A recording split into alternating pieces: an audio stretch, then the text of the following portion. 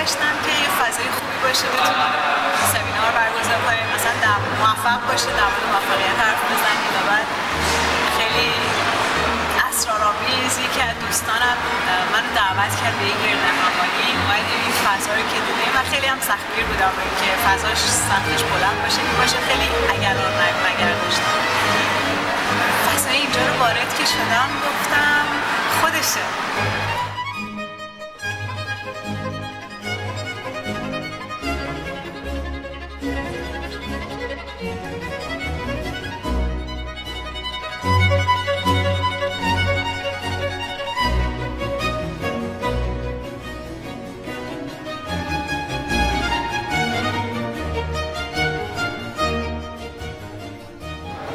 این روزا خیلی در مورد این چیزا حرف میزنن، چاکراها، انرژی‌ها، تکنیک‌های موفقیت، NLP و خیلی از این تکنیک‌های نوین، شرقی، غربی، همه.